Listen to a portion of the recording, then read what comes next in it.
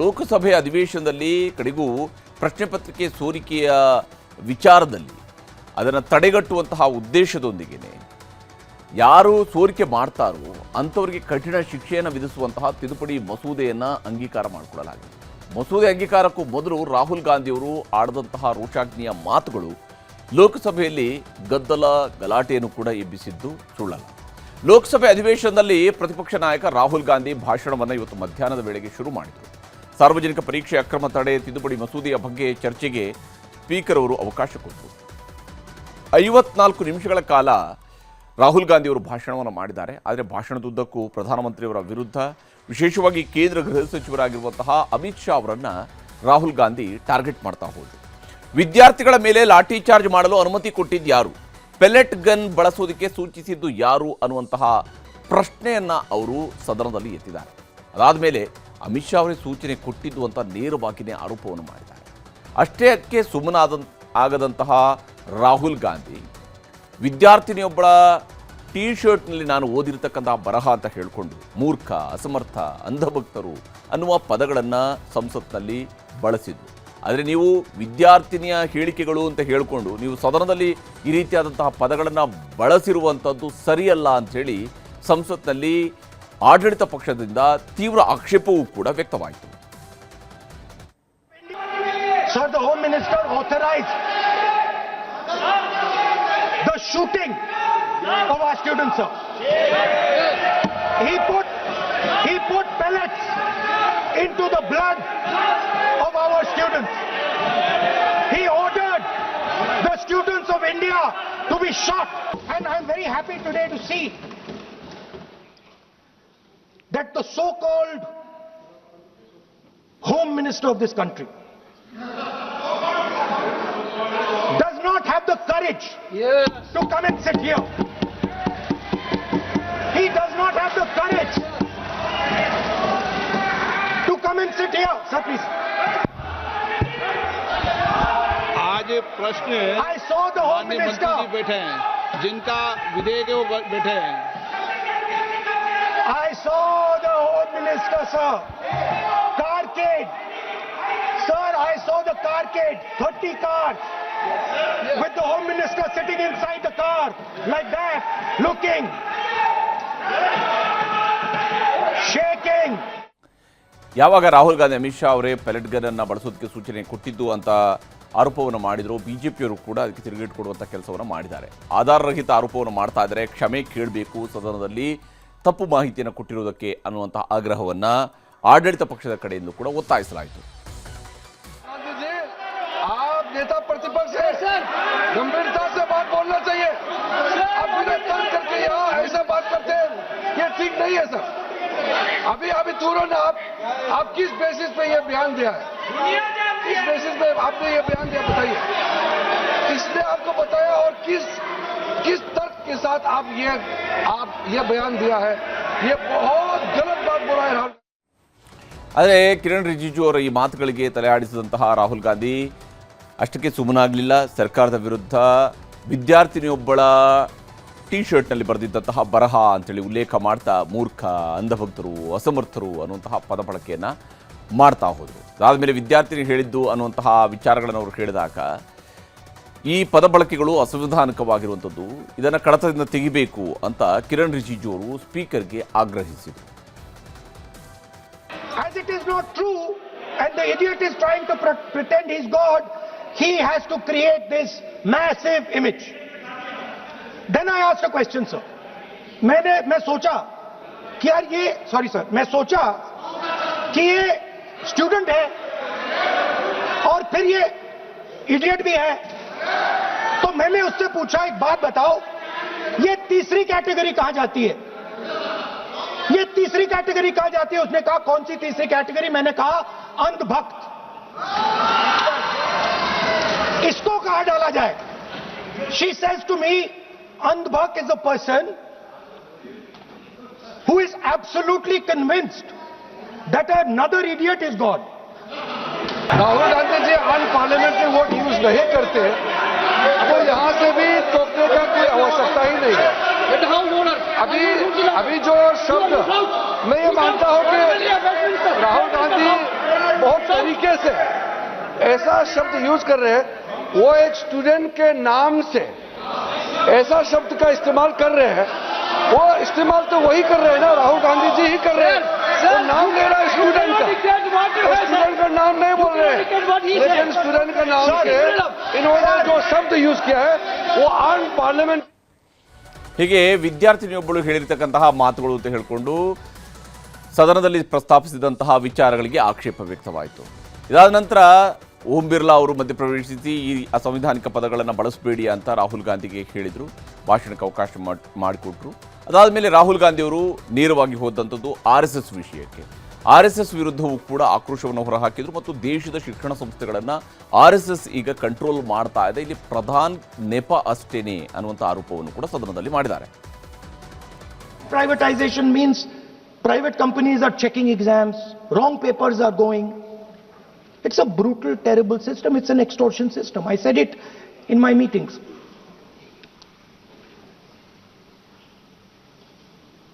And it's a system that has been captured. It's a system that has been captured. The soul of the system has been captured by the RSS. Dharmendra Pradhan is a symbol. Your real enemy is the RSS. Keep it in mind. They are the people who are not letting you be students. They are the people who want you to be andhbhakts. ಹೀಗೆ ಆರೋಪ ಪ್ರತ್ಯಾರೋಪಗಳ ಸುರಿಮಳೆ ಸದನದಲ್ಲಿ ನಡೆದಿದೆ. ಇನ್ನು July 20ರ ಲಾಠಿ charge ಪ್ರಕರಣದ ಮಧ್ಯೆ ಸಂಸತ್ತಿನ ಉಭಯ ಅಧಿವೇಶನಗಳಲ್ಲಿ ಇವತ್ತು 2 ಪ್ರಮುಖ ತಿದ್ದುಪಡಿ ಮಸೂದೆಗಳು ಕೂಡ ಅಂಗೀಕಾರ ಆಗಿದ್ದಾವೆ. ಅದು ಬಹಳ ಮುಖ್ಯವಾಗಿ ಲೋಕಸಭೆಯಲ್ಲಿ ಪಾಸ್ ಆಗಿರುವಂಥದ್ದು ಪರೀಕ್ಷೆಗಳ ಅಕ್ರಮ ತಡೆಗಟ್ಟುವುದಕ್ಕೆ ಇರುವಂತಹ ತಿದ್ದುಪಡಿ ವಿಧೇಯಕ. ಇನ್ನೊಂದು ವಿಧೇಯಕ ಅಂದರೆ ಅದು ವಂದೇ ಮಾತರಂ ತಿದ್ದುಪಡಿ ಮಸೂದೆ. ಲೋಕಸಭೆ ಅಧಿವೇಶನದಲ್ಲಿ ಸಾರ್ವಜನಿಕ ಪರೀಕ್ಷೆಗಳ ಅಕ್ರಮ ತಡೆಗಟ್ಟಲು ತಂದಿರುವಂತಹ ತಿದ್ದುಪಡಿ ಮಸೂದೆ 2026ಕ್ಕೆ ಅಂಗೀಕಾರವನ್ನು ನೀಡಲಾಗಿದೆ. ಹೊಸ ಕಾನೂನಿನ ಅನ್ವಯ ಪ್ರಶ್ನೆ ಪತ್ರಿಕೆ ಸೋರಿಕೆ ಜಾಲದಲ್ಲಿ ಭಾಗಿಯಾಗುವವರ ವಿರುದ್ಧ ಅತ್ಯಂತ ಕಠಿಣ ಶಿಕ್ಷೆಗಳನ್ನು ಇದರಲ್ಲಿ ಪ್ರಸ್ತಾಪಿಸಲಾಗಿದೆ. ತಪ್ಪಿತಸ್ಥರೆಂದು ಸಾಬೀತಾದವರಿಗೆ ಗರಿಷ್ಠ 10 ವರ್ಷಗಳವರೆಗೆ ಜೈಲು ಶಿಕ್ಷೆಯನ್ನು ವಿಧಿಸುವ ಜೊತೆಗೆ 10 ಕೋಟಿ ರೂಪಾಯಿಗಳವರೆಗೆ ದಂಡವನ್ನು ವಿಧಿಸುವಂತಹ ಅವಕಾಶವನ್ನು ಕಲ್ಪಿಸಲಾಗಿದೆ. ಇನ್ನು ರಾಜ್ಯಸಭೆಯಲ್ಲಿ ಇವತ್ತು ವಂದೇ ಮಾತರಂಗೆ ಸಂಬಂಧಿಸಿದ ಮಸೂದೆ ಧ್ವನಿಮತದ ಮೂಲಕವಾಗಿ ಅಂಗೀಕಾರ ಪಡೆದುಕೊಂಡಿದೆ. 1971ರಿಂದ ಇದ್ದ ರಾಷ್ಟ್ರೀಯ ಗೌರವಕ್ಕೆ ಅವಮಾನಗಳ ತಡೆಗಟ್ಟುವಿಕೆ ಮಸೂದೆ. 65 ವರ್ಷಗಳ ಬಳಿಕ ಈ ಮಸೂದೆಗೆ ತಿದ್ದುಪಡಿಯನ್ನು ತರಲಾಗಿದೆ. ಇನ್ನು ಮುಂದೆ ವಂದೇ ಮಾತರಂಗೆ ಅಡ್ಡಿಪಡಿಸಿದರೆ ಅವಮಾನ ಮಾಡಿದರೆ ಕ್ರಿಮಿನಲ್ ಅಪರಾಧ ಎಂದು ಪರಿಗಣಿಸಲಾಗಿದೆ. ಆರೋಪ ಸಾಬೀತಾದರೆ 3 ರಿಂದ 5 ವರ್ಷಗಳವರೆಗೆ ಈ ಮಸೂದೆಯ ಅಡಿಯಲ್ಲಿ ಶಿಕ್ಷೆಯನ್ನು ವಿಧಿಸುವುದಕ್ಕೆ ಅವಕಾಶವನ್ನು ಕಲ್ಪಿಸಲಾಗಿದೆ. ಇನ್ನು ಸಂಪುಟ ವಿಸ್ತರಣೆಗೋಸ್ಕರ ಮುಖ್ಯಮಂತ್ರಿಯವರು ದೆಹಲಿಗೆ ಹೋಗಿ ಕುಳಿತಿದ್ದಾರೆ. ಈಗಾಗಲೇ 3 ಬಾರಿ ದೆಹಲಿಗೆ ಹೋಗಿ ಬಂದರೂ ಕೂಡ ಸಂಪುಟ ವಿಸ್ತರಣೆಗೆ ಸಂಬಂಧಪಟ್ಟಂತೆ ಒಪ್ಪಿಗೆಯನ್ನು ಪಡ್ಕೊಳ್ಳೋದಕ್ಕೆ ಸಾಧ್ಯ ಆಗಿಲ್ಲ. ಇವತ್ತೇ ಪಟ್ಟಿ ಫೈನಲ್ ಆಗುತ್ತೆ ಅಂತ ಅಂದ್ಕೊಂಡ್ರೆ ಮತ್ತೆ ಅದು ನಾಳೆ ಅನ್ನುವಂತಹ ಸಂದೇಶ ಸಿಗ್ತಾ ಇದೆ. 2 ದಿನಗಳಿಂದ ಮುಖ್ಯಮಂತ್ರಿ DK ಶಿವಕುಮಾರ್, ಮಾಜಿ ಮುಖ್ಯಮಂತ್ರಿ ಸಿದ್ದರಾಮಯ್ಯ, ಕೆಪಿಸಿಸಿ ಅಧ್ಯಕ್ಷ BK ಹರಿಪ್ರಸಾದ್ ದೆಹಲಿಯಲ್ಲಿ ಬಿಡಾರ ಹೂಡಿದ್ದಾರೆ. ರಾಹುಲ್ ಗಾಂಧಿಯವರ ಕನಸಿನ ಯುವ ಸಂಪುಟದ ಪಟ್ಟಿ ಜೊತೆಗೆ ದೆಹಲಿಗೂ ಹೋಗಿದ್ದಾರೆ. KC ವೇಣುಗೋಪಾಲ್ ಅವರ ಮನೆಯಲ್ಲಿ ಮಾತುಕತೆಯೂ ಕೂಡ ನಡೆದಿದೆ. ಇವತ್ತು ಸಂಜೆ 4:30ಕ್ಕೆ ರಾಹುಲ್ ಗಾಂಧಿ ಅವರ ಜೊತೆಗೆ ಸಭೆ ನಿಗದಿಯಾಗಿದೆ. ಆದರೆ ಸಂಸತ್ ಕಲಾಪದಲ್ಲಿ ರಾಹುಲ್ ಗಾಂಧಿ ಅವರು ಬ್ಯುಸಿಯಾಗಿದ್ದು ಬೇರೆ ಬೇರೆ ವಿಚಾರಗಳಿಗೆ ಸಂಬಂಧಪಟ್ಟಂತೆ, ಅದಲ್ಲದೆ ಇವತ್ತು ಸಂಸತ್ ಕಲಾಪ ಆದ ನಂತರ ಸಂಜೆ ಮತ್ತೊಂದು ಸುತ್ತು ಸುದ್ದಿಗೋಷ್ಠಿಯನ್ನು ನಡೆಸುವಂಥದ್ದು ಕೂಡ ನಿಗದಿಯಾಗಿದೆ. ಹೀಗಾಗಿ ಇವತ್ತು ಸಂಪುಟ ಪಟ್ಟಿಗೆ ಹೈಕಮಾಂಡ್ನ ಒಪ್ಪಿಗೆ ಸಿಕ್ಕಿಲ್ಲ. ಸಭೆ ನಾಳೆಗೆ ಮುಂದೂಡಿಕೆಯಾಗಿದೆ. ನಾಳೆ ಆದರೂ ರಾಹುಲ್ ಗಾಂಧಿಯವರು ಸಭೆಯನ್ನು ನಡೆಸಿ ಈ ಒಂದು ಸಂಪುಟ ವಿಸ್ತರಣೆಗೆ ಒಪ್ಪಿಗೆಯನ್ನು ಕೊಡ್ತಾರಾ ಅನ್ನುವಂಥ ನಿರೀಕ್ಷೆ ಇಟ್ಕೊಂಡು ರಾಜ್ಯ ನಾಯಕರು ದೆಹಲಿಯಲ್ಲಿನೇ ಬೀಡು ಬಿಟ್ಟಿದ್ದಾರೆ. ಇದೆಲ್ಲದರ ನಡುವೆ ವಿಧಾನ ಪರಿಷತ್ನ ಸಭಾಪತಿ ಬಸವರಾಜ ಹೊರಟ್ಟಿಯವರಿಗೆ ರಾಜೀನಾಮೆ ನೀಡೋದಕ್ಕೆ ರಾಜ್ಯ ಸರ್ಕಾರವು ಕೂಡ ಸೂಚನೆ ನೀಡಿದೆಯಂತೆ. ಕಾಂಗ್ರೆಸ್ಗೆ ಸ್ಪಷ್ಟ ಬಹುಮತ ಇರೋದರಿಂದ ದೂರವಾಣಿ ಕರೆ ಮಾಡಿ ಅಧಿವೇಶನಕ್ಕೂ ಮುನ್ನ ರಾಜೀನಾಮೆ ಸಲ್ಲಿಸುವಂತೆ ಸೂಚನೆ ಹೋಗಿದೆಯಂತೆ. ಈ ಬಗ್ಗೆ ವಿಜಯಪುರದಲ್ಲಿ ಮಾತನಾಡಿರುವಂತಹ ಬಸವರಾಜ ಹೊರಟ್ಟಿ, ನನ್ನನ್ನು ಚೇಂಜ್ ಮಾಡ್ತಾರೆ ಅಂದರೆ ಮಾಡಲಿ ಅಂತ ಬೇಸರದಲ್ಲೇ ಸಿಟ್ಟನ್ನು ಹೊರಹಾಕಿದರು. ಈಗ ರಾಜ್ಯ, ದೇಶ ವಿದೇಶಗಳ ಇತರೆ ಪ್ರಮುಖ ಸುದ್ದಿಗಳನ್ನು ಕ್ವಿಕ್ ಆಗಿ ನೋಡ್ತಾ ಹೋಗೋಣ. ರಾಜ್ಯದಲ್ಲಿ ಮತದಾರರ ಪಟ್ಟಿ ಪರಿಷ್ಕರಣೆ ಪ್ರಕ್ರಿಯೆ ನಡೆದಿದೆ. ಈವರೆಗೆ 4,28,64,622 ಎನ್ಯುಮರೇಷನ್ ಫಾರ್ಮ್ ಡಿಜಿಟಲೀಕರಣವಾಗಿದೆ. ರಾಜ್ಯದಲ್ಲಿ ASDDO 86,64,501 ಮತದಾರರು ಪತ್ತೆಯಾಗಿದ್ದಾರೆ. 11,92,774 ಮತದಾರರು ನಾಪತ್ತೆಯಾಗಿದ್ದಾರೆ. ಸುಮಾರು 5,74,681 ನಕಲಿ ಮತದಾರರು ಪತ್ತೆಯಾಗಿದ್ದಾರೆ. ಉಡುಪಿ ಶಾಸಕ ಯಶ್ಪಾಲ್ ಸುವರ್ಣ ವಿರುದ್ಧ ಎಫ್ಐಆರ್ ದಾಖಲಾಗಿದೆ. ಲೋಕಸಭೆ ವಿಪಕ್ಷ ನಾಯಕ ರಾಹುಲ್ ಗಾಂಧಿ ವಿರುದ್ಧ ಅವಹೇಳನಕಾರಿ ಹೇಳಿಕೆ ನೀಡಿದ ಆರೋಪದ ಮೇಲೆ ಎಫ್ಐಆರ್ ಅನ್ನು ಹಾಕಲಾಗಿದೆ. ಬಾಬ್ರಿ ಮಸೀದಿಯನ್ನು ಹೇಗೆ ಧ್ವಂಸಗೊಳಿಸಿದ್ದೇವೋ ರಾಹುಲ್ ಗಾಂಧಿ ವಂಶವನ್ನು ನಾಶ ಮಾಡೋದಕ್ಕೆ ಸಿದ್ಧ ಅಂತ ಯಶ್ಪಾಲ್ ಹೇಳಿಕೆಯನ್ನು ಕೊಟ್ಟಿದ್ದರು.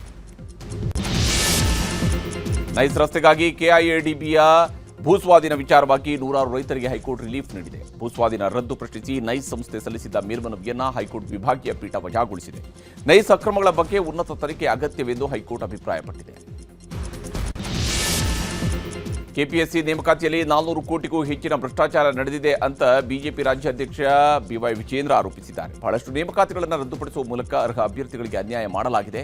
ಪ್ರಕರಣವನ್ನು ಸಿಬಿಐಗೆ ವಹಿಸುವ ಬದಲು ಸರ್ಕಾರ ಆಂತರಿಕ ತನಿಖೆ ನಡೆಸಿ ಹಗರಣವನ್ನು ಮುಚ್ಚಿ ಹಾಕುವುದಕ್ಕೆ ಮುಂದಾಗಿದೆ ಅಂತ ಆರೋಪಿಸಿದ್ದಾರೆ.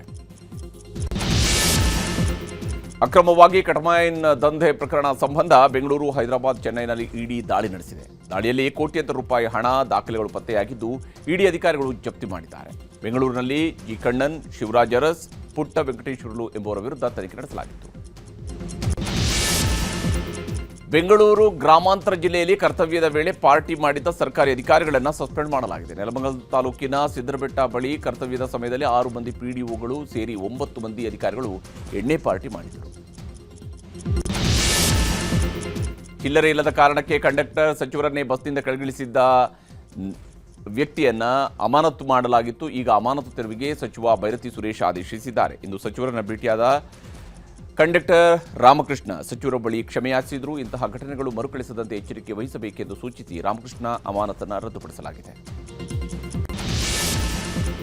ಆಗಸ್ಟ್ 2ರಂದು ನಡೆಯುವ ಸಿವಿಲ್ ಕಾನ್ಸ್ಟೇಬಲ್ ಪರೀಕ್ಷೆಯ ಸಮಯವನ್ನು ಕೆಇಎ ಬದಲಾಯಿಸಿದೆ. 2:30 ಬದಲು 4ರಿಂದ 5:30ವರೆಗೆ ಪರೀಕ್ಷೆ ನಡೆಯಲಿದೆ. ಬೆಳಗಿನ ಪರೀಕ್ಷೆಗಳ ವೇಳಾಪಟ್ಟಿಯಲ್ಲಿ ಯಾವುದೇ ಬದಲಾವಣೆ ಇಲ್ಲ. ರಾಯಚೂರು, ಕೊಪ್ಪಳ ಅಭ್ಯರ್ಥಿಗಳಿಗೆ ಹೊಸ ಹಾಲ್ ಟಿಕೆಟ್ ಡೌನ್ಲೋಡ್ ಮಾಡಿಕೊಳ್ಳಲು ಕೆಇಎ ಸೂಚಿಸಿದೆ. ನಾಳೆ ದೇವೇಗೌಡರ ಪತ್ನಿ ದಿವಂಗತ ಚೆನ್ನಮ್ಮ ಅವರ 11 ದಿನದ ಕಾರ್ಯ ನಡೆಯಲಿದೆ. ಹಾಸನದ ಮಾವಿನಕೆರೆಯಲ್ಲಿರುವ ಸಮಾಧಿ ಸ್ಥಳದಲ್ಲಿ ಉತ್ತರ ಕ್ರಿಯಾದಿ ಕಾರ್ಯ ನಡೆಯಲಿದ್ದು ಆರಾಧನೆಗೆ ಲಕ್ಷಾಂತರ ಜನ ಸೇರುವಂತಹ ನಿರೀಕ್ಷೆ ಇದೆ.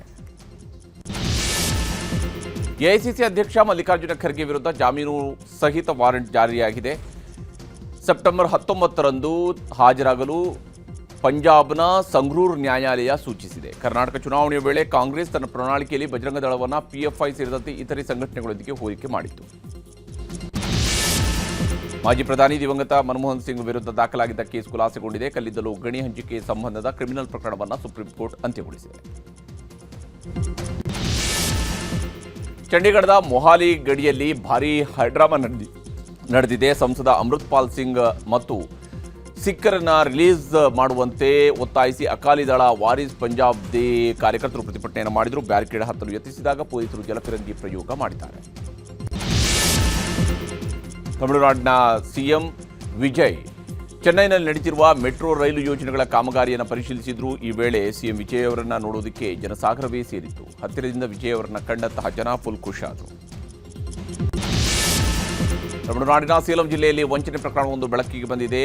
ಮಹಿಳೆಯರನ್ನ ಸಾಂಕ್ರಾಮಿಕ ರೋಗವೊಂದರ ಬಗ್ಗೆ ತಪ್ಪು ಮಾಹಿತಿ ನೀಡಿ ವಂಚಿಸಲಾಗಿದೆ. ಹೊಸ ರೋಗದಿಂದ ರಕ್ಷಿಸಿಕೊಳ್ಳಲು ಕ್ಷೌರ ಮಾಡಿಸಿಕೊಂಡ ಮಹಿಳೆಯರಿಗೆ 15,000 ಪ್ರೋತ್ಸಾಹಧನ ನೀಡುವುದಾಗಿ ವಂಚಿಸಲಾಗಿದೆ.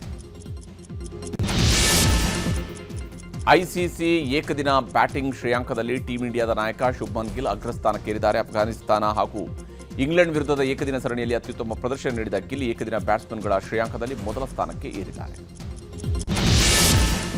ಗ್ಲಾಸ್ಗೋದಲ್ಲಿ ನಡೆದ ಕಾಮನ್ವೆಲ್ತ್ ಗೇಮ್ಸ್ 2026ರಲ್ಲಿ ಭಾರತ ಮತ್ತೊಂದು ಸ್ಮರಣೀಯ ದಿನವನ್ನು ಆನಂದಿಸಿದೆ. ಬಾಕ್ಸಿಂಗ್ನಲ್ಲಿ ಜಾದುಮಣಿ ಸಿಂಗ್, ಪ್ರೀತಿ ಪವಾರ್ ಮತ್ತು ಪ್ರಿಯಾ ಗಂಗಾಸ್ ಸೆಮಿಫೈನಲ್ಗೆ ಪ್ರವೇಶ ಪಡೆದಿದ್ದಾರೆ. ಭಾರತ ಇನ್ನಷ್ಟು ಪದಕಗಳ ಮೇಲೆ ಕಣ್ಣಿಟ್ಟಿದೆ. ರಷ್ಯಾ ಉಕ್ರೇನ್ ಯುದ್ಧದಿಂದಾಗಿ ಕಪ್ಪು ಸಮುದ್ರ ರಣರಂಗವಾಗಿದೆ. ಉಕ್ರೇನ್ನಲ್ಲಿ ಭೀಕರ ಕ್ಷಿಪಣಿ ದಾಳಿಗಳ ಆತಂಕದ ನಡುವೆ ಚೋರ್ನೋಮೋಸ್ಕ್ ಬಂದರಿನಲ್ಲಿ 13 ಮಂದಿ ಭಾರತೀಯರು ಸಿಲುಕಿಕೊಂಡಿದ್ದಾರೆ. ಎಲ್ಲ 13 ಭಾರತೀಯರು ಸೇಫ್ ಆಗಿದ್ದಾರೆ ಅಂತ ಡಿಜಿಎಂಎ ಮಾಹಿತಿ ನೀಡಿದೆ. ಪಾಕಿಸ್ತಾನ ಆಕ್ರಮಿತ ಕಾಶ್ಮೀರದ ರಾವಲ್ಕೋಟ್ನಲ್ಲಿ ಹಿಂಸಾಚಾರ ಭುಗಿಲೆದ್ದಿದೆ. ಚುನಾವಣಾ ವಿರೋಧಿ ಪ್ರತಿಭಟನೆಯನ್ನು ಹತ್ತಿಕ್ಕಲು ಪಾಕ್ ಭದ್ರತಾ ಪಡೆ ನಡೆಸಿರುವ ಕಾರ್ಯಾಚರಣೆಯಲ್ಲಿ 19 ಮಂದಿ ಸಾವಿಗೀಡಾಗಿದ್ದಾರೆ.